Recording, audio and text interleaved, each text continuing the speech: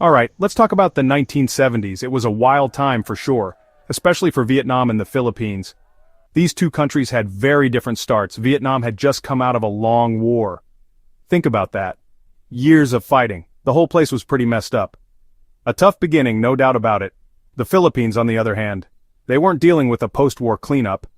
They had their own drama, though. President Marcos was in charge then. There was some growth earlier, yes, but also lots of debt, big problems. Corruption was a major issue too, so different struggles, different vibes. So you have Vietnam totally wrecked, needing to build peace, build everything, from the ground up, literally. Then you have the Philippines. It had buildings, roads, some systems, but things inside weren't so great, like a house that looks okay outside. But the foundation is shaky, you know? This is the big question, really. How did these two nations change so much? Vietnam started way behind, it seemed. The Philippines looked like it had advantages. But fast forward a few decades, Vietnam's economy is zooming past. What happened? That's the story. Let's get into it, folks. So, Vietnam's economy back then? It was centrally planned. Communist style. This meant the government controlled everything, but it wasn't working too well. The country was also isolated, embargoes from other nations, no fun, not much industry, mostly farming. And even farming was tough. The Philippines had a different setup. More of a market economy, kind of. But, and this is a big but, it was often controlled by powerful families. They had some factories, some businesses. Their infrastructure was better than Vietnam's. They had ties to America, to the West. So, they could get loans, some aid. What about the people, human capital? Vietnam had a lot of young people. They were disciplined, ready to work. But many lacked modern job skills. The war didn't exactly help with schooling. The Philippines had more educated folks, especially in cities, in certain fields. English was widely spoken, a plus. So, picture this starting line. Vietnam is at the very, very bottom. The Philippines is a bit higher up. Maybe not winning, but not last. You'd think the Philippines would just pull away. They had a head start, right? But in economics, like in life, things can get surprisingly complicated. Then came the big changes, policies. Vietnam in 1986 did something huge. They called it Doi Moi, renewal. It was a massive shift in thinking. The government said, okay, this old way, not working. They started opening up the economy, allowed some private businesses to start. It was like, let's try something new, people. Now what about the Philippines? They had their own big change. Marcos out. Democracy came back. That's huge, amazing. But economic changes were slower. Corruption didn't just disappear overnight. Reforms happened, but sometimes in fits and starts. It was like trying to steer a big ship in a storm, with lots of captains. Vietnam's government was super focused. It's a single-party state, remember? So when they decided something had happened, their main goal became economic growth. They were serious. Laser-focused, man. We need to catch up and fast. That was the message, loud and clear. And they pushed hard for it. The Philippines had a different system, more voices, more debate, which is good. Democracy is great, but it can be messy. Lots of different ideas, different priorities. Sometimes it's hard to get everyone on board. For big, long-term economic plans, it's like a big family discussion. Everyone has an opinion, you know? So Vietnam needed money, fast. They didn't have much of their own, so they looked outwards. Smart move, foreign direct investment, or FDI. That became their new best friend. They changed laws to make it attractive. Come invest here, was the new motto. They really rolled out the red carpet. What did they offer to investors? Well, cheap labor was a big one. But also a government that promised stability. They said, we'll help your business succeed. Tax breaks were part of the deal. Special economic zones popped up. It was like a big sale sign. Invest here, get good deals.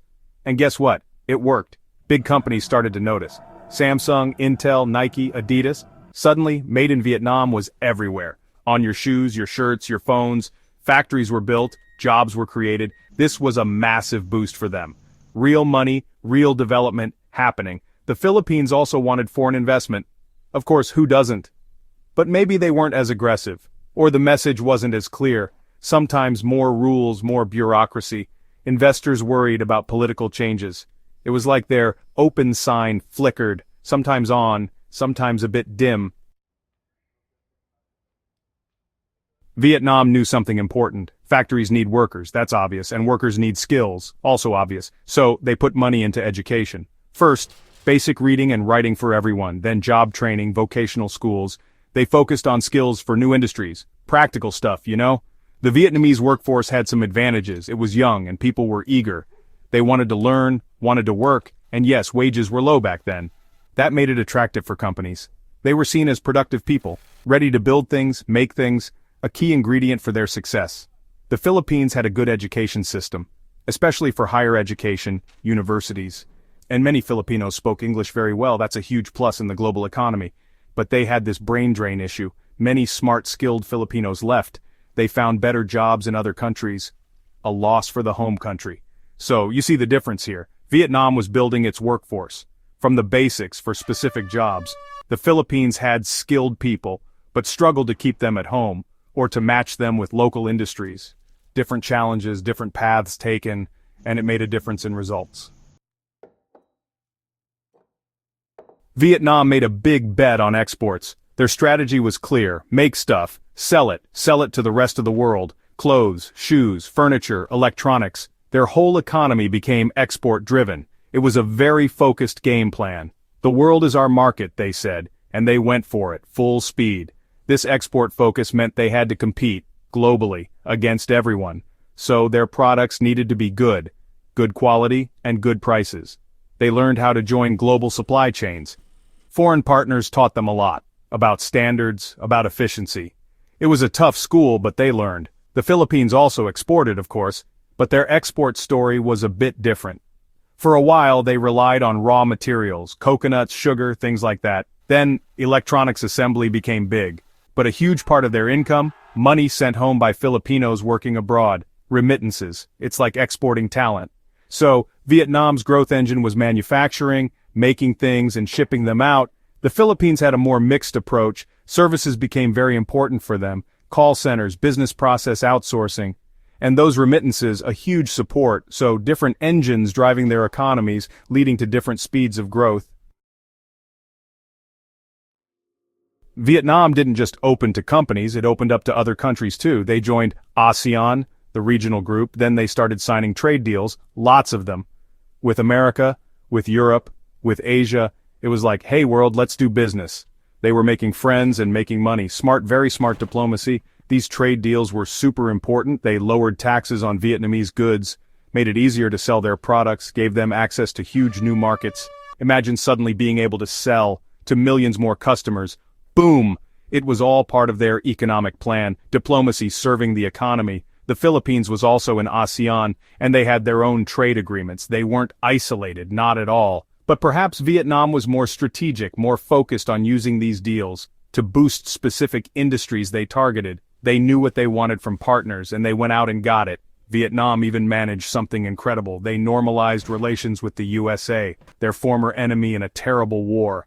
That was a game changer, opening massive doors. It showed they were pragmatic, practical, looking to the future, not the past. Let's build bridges, not walls, they decided, and those bridges carried a lot of trade. Political stability. This is a big one. Investors want safety and predictability for the long run. Vietnam's single-party government offered that. But it wasn't just stability, it was reform. Doi Moi in 1986 started the journey. Cutting red tape, making business easier. That mix of reform and predictability attracted big long-term investment. So how did Vietnam pull off this sprint? It wasn't magic, it was hard work, and a clear plan from the government.